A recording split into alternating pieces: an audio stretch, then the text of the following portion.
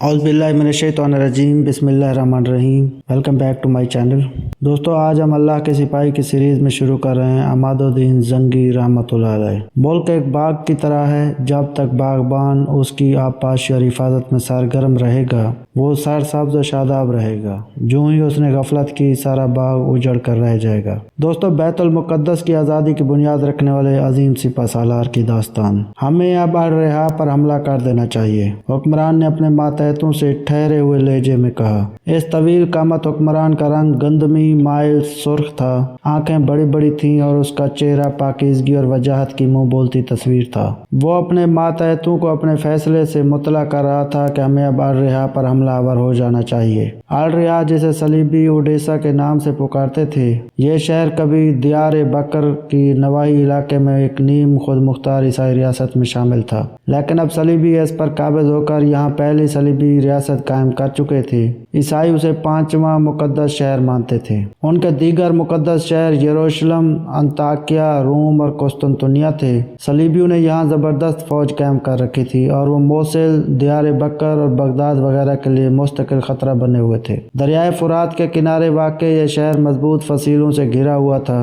یہ 939 ہجری 1144 عیسوی کا ذکر ہے۔ اب سے کچھ عرصہ قبل صلیبی مسلمانوں سے ان کا قبلہ اول بیت المقدس چھین چکے تھے اور اس صدمہ سے ہر مسلمان کا دل تڑپ رہا تھا۔ حکمران نے فوج کو تیار ہونے کا حکم دیا۔ فوج کے تمام سپاہی بڑی پھرتی کے ساتھ سامان جنگ سے لیس ہو کر صف بستہ ہو گئے۔ وہ اپنے سالار کے حکم کے منتظر تھے۔ تازہ دم سدھے ہوئے گھوڑے تیار کھڑے تھے، منجنیقیں اور دیگر اسلحہ اکٹھا کیا جا چکا تھا۔ مستعد سپاہی اسلامی پرچم اٹھائے چاق و چوبند کھڑے تھے اور کوئی دم میں لشکر اسلام روانہ ہوا چاہتا تھا۔ سالار نے اشارہ کیا اور نعرہ تکبیر کی گونج میں اسلامی فوج الرحا کی طرف روانہ ہو گئی۔ ادھر الرحا پر حکمران عیسائیوں کے رہنما جوسلن ثانی کو خبر مل گئی کہ اسلامی فوج آ رہی ہے۔ اس کا چہرہ پریشانی اور تفکرات کی عامہ جگہ بن گیا۔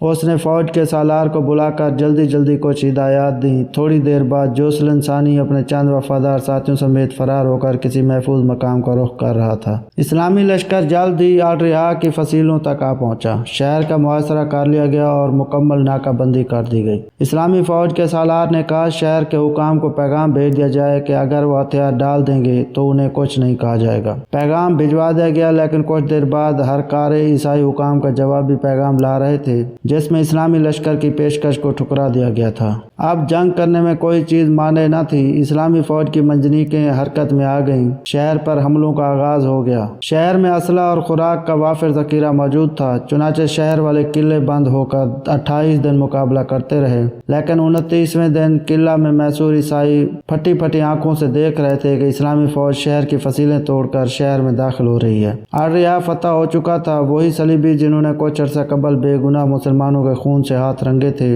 عورتوں کو ان کے سہاگ سے محروم کیا تھا، معصوم بچوں کے سروں سے والدین کا سایہ چھین لیا تھا، اب مسلمان فوج کے رحم و کرم پر تھے۔ اسلامی لشکر کے سپاہی غم و غصہ سے بے چین تھے۔ ان کی آنکھوں میں صلیبی سپاہیوں کے لیے رحم کی کوئی علامت نہ تھی، لیکن یہ اسلامی لشکر تھا جس کا ایک ایک سپاہی اپنے افسر اعلیٰ کے حکم کا پابند تھا اور وہ منتظر تھا کہ دیکھیں سالار صلیبیوں کے بارے میں کیا فیصلہ کرتے ہیں۔ سپہ سالار نے اپنی بڑی بڑی ملیح آنکھیں اٹھائیں۔ ان کے خوبصورت چہرے پر سکون تھا۔ انہوں نے حکم دیا، جو لوگ ہتھیار پھینک دیں انہیں کچھ نہ کہا جائے اور جن لوگوں کو قیدی بنایا گیا انہیں رہا کر دیا جائے۔ یہ اس مسلمان حکمران کا اعلیٰ ظرف تھا اور مثالی رحم دلی، کیونکہ وہ اس نبی کریم صلی اللہ علیہ وسلم کی امت میں سے تھے جس نے 13 سال تک مکہ مکرمہ میں مسلمانوں پر ظلم ڈھانے والوں کو فتح مکہ کے روز معاف کر دیا تھا۔ الرحا کی فتح کوئی معمولی واقعہ نہ تھی۔ اس کی خبر فوراً ہی پوری دنیا میں پھیل گئی اور تمام مسیح ممالک میں صف ماتم بچھ گئی۔ مشہور مورخ علامہ ابن الاثیر کے الفاظ میں اڈیسا کی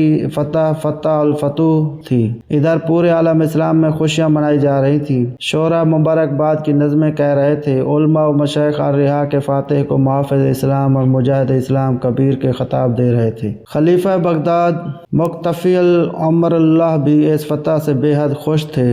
انہوں نے حکم دیا کہ آل رہا کے فاتح کا نام خطبوں میں شامل کیا جائے۔ اپنے بھرپور جذبہ ایمانی، مثالی غیرت اور بے پناہ جرأت سے کام لیتے ہوئے صلیبیوں کے خلاف جہاد کا آغاز کرنے والے یہ اولین حکمران تھے عماد الدین زنگی، جنہیں بجا طور پر ملت اسلامیہ کا محسن قرار دیا جا سکتا ہے۔ انہوں نے نہ صرف مسلمانوں کو صلیبیوں کی زبردست طاقت کے خلاف متحد اور منظم کیا، بلکہ اپنے زیر انتظام علاقے میں اسلامی شریعت نافذ کر کے اسے ایک مثالی اسلامی ریاست بنا دیا۔ عماد الدین زنگی نے جب اس جہاں میں اپنی زندگی کا پہلا سانس لیا تو اس وقت عالم اسلام کے بڑے حصے پر سلجوکیوں کی حکمرانی تھی۔ سلجوکی خاندان کے ایک بہت نامور حکمران سلطان ملک شاہ سلجوقی اس زمانے میں حکومت کی باغ دور سنبھالے ہوئے تھے۔ ان کے دور میں مغرب میں شام، جنوب میں یمن اور عمان اور مشرق میں جب چین تک اسلامی مملکت کی حدود پھیل چکی تھی۔ دوست قاسم الدولہ الکسندر بن عبداللہ سلطان ملک شاہ سلجوقی کے مہذب مصاحب تھے۔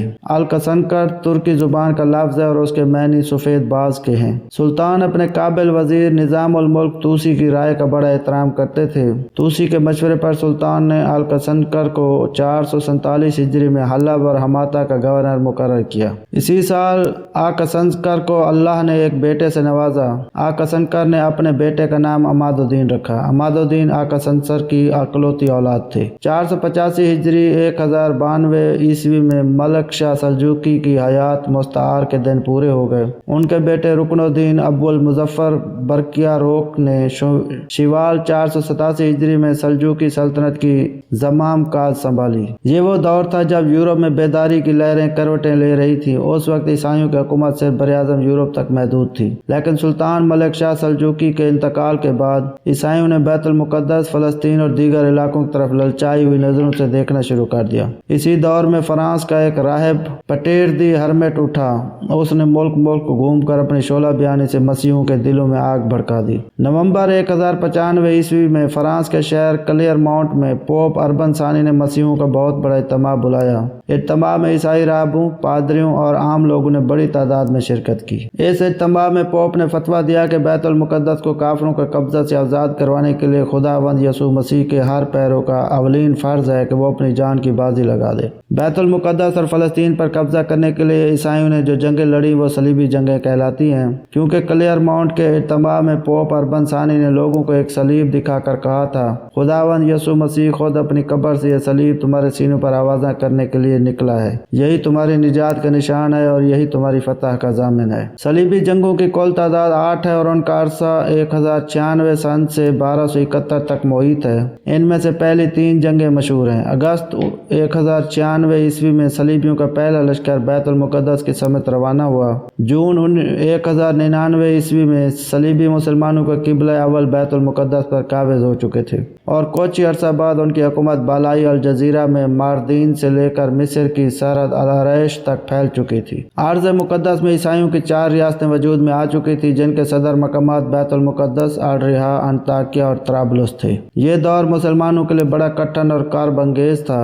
وہ اپنی نظروں کے سامنے صلیبیوں کو بیت المقدس پر قابض ہوتے اور مسجد اقصی میں خون کی ندیاں بہاتے دیکھ چکے تھے۔ فی الحقیقت مسلمان بڑی بے بسی سے دوچار تھے۔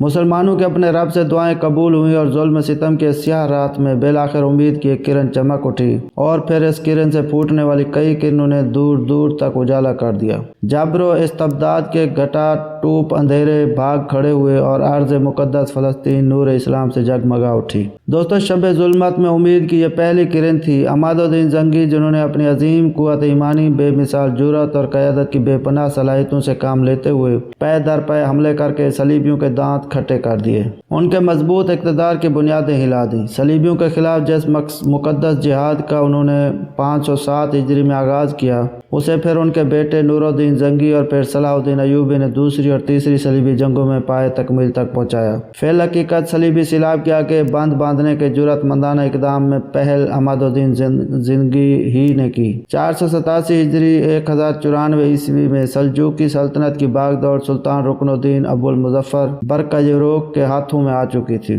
انہوں نے امیر کربوکا کو موصل کا امیر مقرر کر دیا تھا۔ امیر کربوکا عماد الدین کے والد الکسندر کے دوست تھے انہوں نے عماد الدین کو اپنے پاس بلا لیا، ان کی تعلیم و تربیت کے لیے اساتذہ مقرر کیے، ان کی رہائش، خوراک، لباس اور دیگر ضرورتوں کا اعلیٰ انتظام کیا۔ 495 ہجری میں جرکمیش کے امیر کے لڑکے ناصر الدین کی بیٹی سے عماد الدین کی شادی ہو گئی۔ کچھ عرصہ بعد امیر مودود موصل کی حکمرانی پر فائز ہوئے۔ وہ بڑے غیرت مند اور باہمت انسان تھے، انہوں نے ہی صلیبیوں کے خلاف باقاعدہ جہاد کی داغ بیل ڈالی۔ عماد الدین تو خود دل سے اس جہاد کے خواہاں تھے۔ ابھی صرف چند سال پہلے صلیبی لشکر بیت المقدس پر قابض ہو چکا تھا۔ اس المناک واقعہ سے عماد الدین کا دل بے حد افسردہ تھا اور وہ چاہتے تھے کہ انہیں صلیبیوں کو ارض مقدس سے مار بھگانے کا موقع مل جائے۔ امیر مودود کی فوج میں شامل ہو کر انہوں نے صلیبیوں کے خلاف زبردست لڑائیاں لڑیں۔ ان لڑائیوں میں بلاد، سجستان، ایڈیسا اور تبریہ کے مارکے مشہور ہیں۔ 507 ہجری 1113 عیسوی میں تبریہ کا مارکہ پیش آیا۔ عماد الدین زنگی اس جنگ میں نہایت بہادری سے دشمن کی صفوں کو چیرتے ہوئے شہر کے دروازے تک پہنچ گئے اور اس میں اپنا نیزہ گاڑ دیا۔ ان مارکوں کے نتیجے میں عماد الدین کی دھاک ہر طرف بیٹھ گئی اور صلیبی ان کے نام سے خوف کھانے لگے۔ دوستو 511 ہجری میں سلطان محمد سلجوقی کے انتقال کے بعد ان کے بیٹے سلطان محمود تخت نشین ہوئے۔ انہوں نے 516 ہجری میں عماد الدین کو واسط کا حاکم بنایا اور ساتھ ہی بصرہ کی نیابت بھی سپرد کی۔ کچھ عرصہ بعد موصل کے امیر آقا سنکر برسکی کا انتقال ہو گیا۔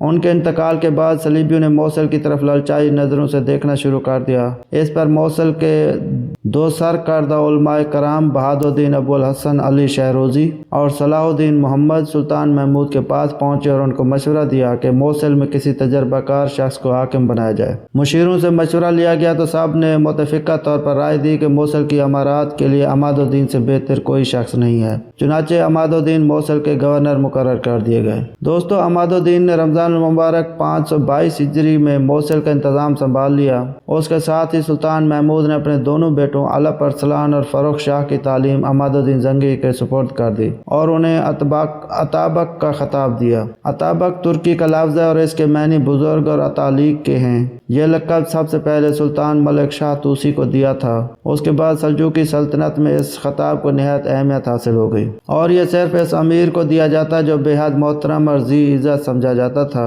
اور نوجوان شہزادوں کی تربیت، نگرانی اور نگہداشت بھی اس کے سپرد کی جاتی تھی۔ مورخ الاسیر کے مطابق یہ وہ دور تھا جب عیسائی حکمران شہروں پر آبادی کا لحاظ کیے بغیر خراج لگا رہے تھے۔ حلب کی نصف آمدنی اسی طرح وصول کر لیا کرتے تھے، حتیٰ کہ انہوں نے شہر کے دروازے پر باغ کے قریب جو چکیاں تھیں ان پر بھی خراج لگا دیا تھا۔ صلیبی جب چاہتے دمشق اور حلب کے نواحی علاقوں میں عیسائیوں کی ٹولیاں لوٹ مار کیا کرتے تھے۔ 522 ہجری میں حلب سے شہریوں کا ایک وفد عماد الدین زنگی کے پاس موصل آیا اور اس وفد نے شہریوں کی مظلومیت کی داستان سنائی۔ عماد الدین زنگی نے فوج کو تیار ہونے کا حکم دیا اور حلب پر حملہ کر دیا۔ یہ حملہ اس قدر تند و تیز تھا کہ صلیبی حکمرانوں کے ہوش اڑ گئے۔ عماد الدین عیسائی علاقے میں دور تک بڑھتے چلے گئے۔ یہ کسی عیسائی ریاست پر پہلا باقاعدہ حملہ تھا۔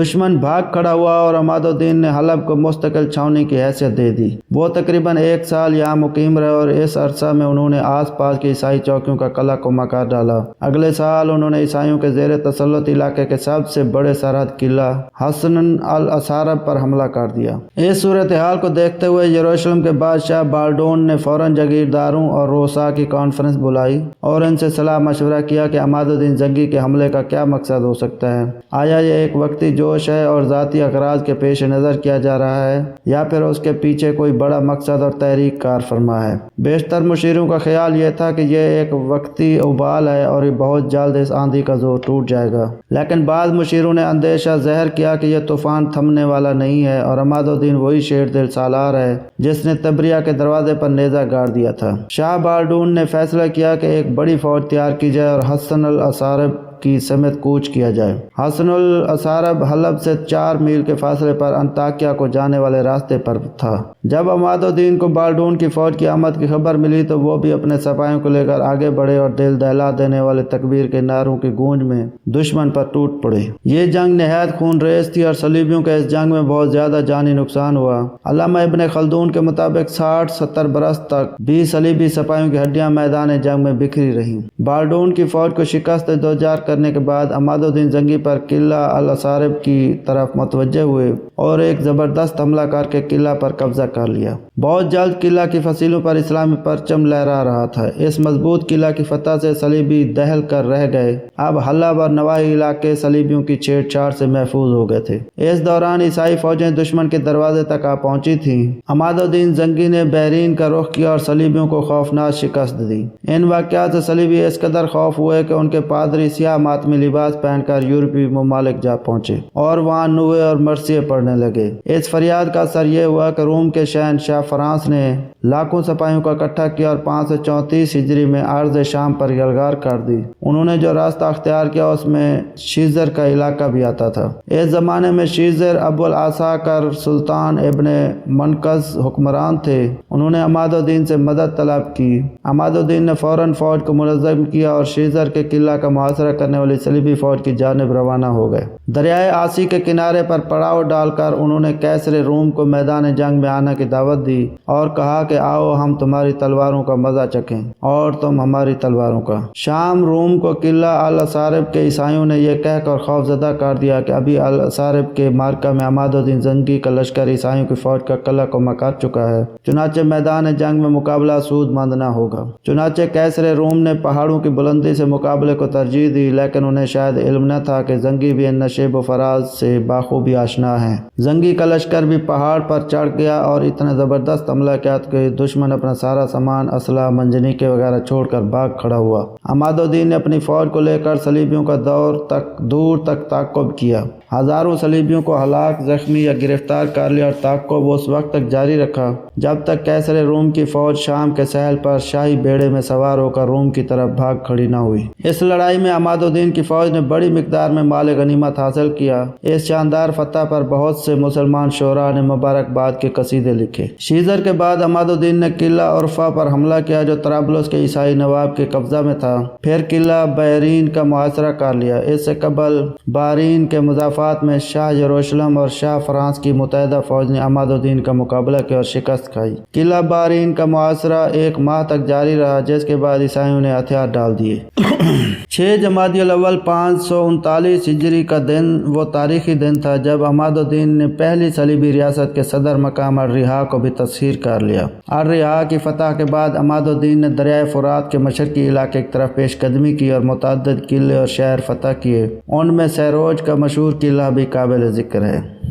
عماد الدین نے جس بھرپور طریقے سے صلیبیوں کے خلاف جہاد کا آغاز کیا تھا وہ پوری مسیح دنیا کو چونکا دینے کے لیے کافی تھا۔ عماد الدین صلیبی فوجوں کو ارض مقدس سے پوری طرح نکال باہر کرنے اور بیت المقدس کی بازیابی کے لیے کوشاں تھے۔ وہ اپنا یہ مشن جاری رکھتے، لیکن 5 ربیع الاخر 541 ہجری کو انہیں کسی مملوک نے شہید کر دیا۔ ان کی عمر تقریباً 60 سال تھی۔ ان بطل جلیل کی شہادت کی خبر پوری اسلامی دنیا میں انتہائی رنج کے ساتھ سنی گئی، لیکن عیسائیوں میں مسرت کے شادیانے بجنے لگے۔ فرانسیسی مورخ مسار کے مطابق عماد الدین زنگی کی موت نے عیسائیوں کو حیات نو عطا کر دی۔ عماد الدین زنگی شریعت کی پابندی کرنے اور قوانین حکومت پر عمل کروانے کے سلسلہ میں بہت سخت تھے۔ وہ سرکاری حکام اور فوجی افسروں پر کڑی نظر رکھتے تھے، انہیں ذاتی جائیدادیں بنانے کی اجازت نہیں دیتے تھے۔ انہوں نے فوج کو حکم دے رکھا تھا کہ وہ بھی فصلوں اور کھیتیوں کو کوئی نقصان نہ پہنچائیں اور شہریوں اور دیہاتیوں سے معاوضہ ادا کے بغیر کوئی چیز نہ لیں۔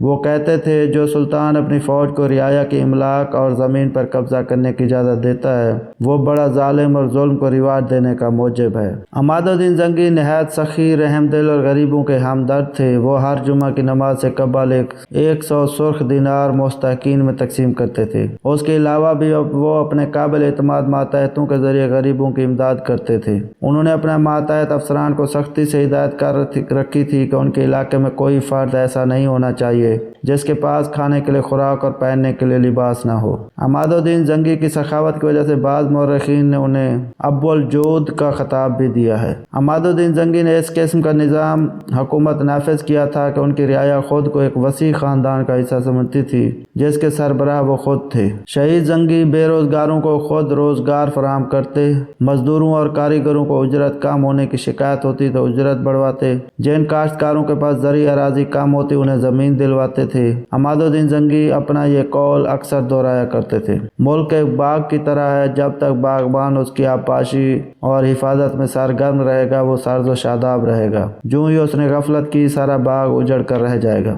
عماد الدین زنگی نے جب موصل کی حکمرانی سنبھالی تو شہر کا اکثر حصہ ویران تھا، مساجد ٹوٹ پھوٹ چکی تھیں، جامع عتیق سے لے کر محلہ تیاتلین تک ایک ویرانہ تھا، لیکن عماد الدین زنگی نے موصل کا انتظام اس قدر عمدگی سے کیا کہ چند سال کے اندر اندر یہ ویرانہ آباد ہو گیا۔ اس سے قبل شام کا تقریباً سارا علاقہ بنجر پڑا ہوا تھا اور صلیبیوں کی لوٹ مار سے تجارت بند ہو گئی تھی۔ عماد الدین نے ایک چانپ پے در پے دستے بھیج کر لوٹ مار کا یہ سلسلہ سرے سے ختم کروا دیا۔ دوسری جانب لاکھوں افراد کو باہر سے بلوا کر دیہات میں آباد کیا، ہر قسم کے پھلوں کے باغات اور طرح طرح کے اناج کی فصلیں لگوائیں، حتیٰ کہ پیداوار اتنی بڑی کہ پھل اور غلہ شہر سے باہر بھی بھیجا جانے لگا۔ تجارت چمک اٹھی، مسمار عمارتوں کی جگہ نئی اور جدید طرز کی تعمیرات نے لے لی۔ عماد الدین نے موصل کے شمال میں بھی ایک شہر آباد کیا جس کا نام خود ان کے نام پر عمادیہ رکھا گیا۔ عماد الدین زنگی ایک علم دوست حکمران تھے، ان کی مجلس میں بڑے بڑے علماء اور صاحب علم افراد موجود رہتے تھے۔ انہوں نے اہم ملکی عہدوں کے لیے بھی قابل اشخاص کا انتخاب کیا تھا۔ ان میں سے ایک اہم شخصیت ابو جعفر محمد الجواد کی ہے جو عماد الدین کے مشرف تھے۔ ابو جعفر محمد الجواد نے نہ صرف علم کی ترویج اور سرپرستی کی بلکہ متعدد کارنامے سر انجام دیے۔ انہوں نے خاصے فاصلے سے ایک نہر کھدوائی جو عرفات تک پانی پہنچاتی تھی۔ مکہ معظمہ اور مدینہ منورہ میں حاجیوں کو آرام اور سہولیات مہیا کرنے کے لیے کئی عمارتیں بنوائیں۔ مدینہ منورہ کے گرد ایک مضبوط فصیل تعمیر کروائی۔ وہ ہر سال مکہ معظمہ اور مدینہ منورہ کے مستحقین کے لیے اس قدر رقم، غلہ اور کپڑا بھیجتے تھے جو ان کی سال بھر کی ضرورتوں کے لیے کافی ہوتا تھا۔ ان مستحقین کو فراہم کی جانے والی امداد کا حساب کتاب بھی رکھا جاتا تھا اور بیواؤں، یتیموں اور محتاجوں کے کوائف محفوظ رکھے جاتے تھے۔ عماد الدین نہ صرف صاحب علم حکمران تھے بلکہ عمل کے میدان میں بھی آگے تھے۔ وہ نماز اور روزہ کو میدان جنگ میں بھی ترک نہ کرتے تھے۔ عماد الدین زنگی چاہتے تو اپنے زیر تسلط علاقے پر اطمینان سے حکومت کر سکتے تھے، لیکن ان کی غیرت ایمانی نے گوارا نہ کیا کہ مسلمانوں کا قبلہ اول بیت المقدس صلیبیوں کے قبضہ میں رہے۔ انہوں نے انتہائی کم وسائل اور قلیل افرادی قوت کے باوجود ایک بڑی طاقت سے ٹکر لے کر اسے لرزہ براندام کر دیا اور اس عظیم جہاد مقدس کی بنیاد رکھ دی جس کے نتیجے میں مسلمان کچھ ہی عرصے بعد بیت المقدس کو صلیبیوں سے واپس لینے میں کامیاب ہو گئے۔ جزاک اللہ خیر دوستو، امید ہے آج کی میری ویڈیو آپ کو پسند آئی ہوگی۔ اگر پسند ہے تو میرے چینل کو سبسکرائب کیجیے اور بیل آئیکن لازمی دبائیے تاکہ میری ہر نئی آنے والی ویڈیو کا نوٹیفیکیشن آپ کو ملتا رہے۔ خوش رہیے، آباد رہیے، اللہ حافظ۔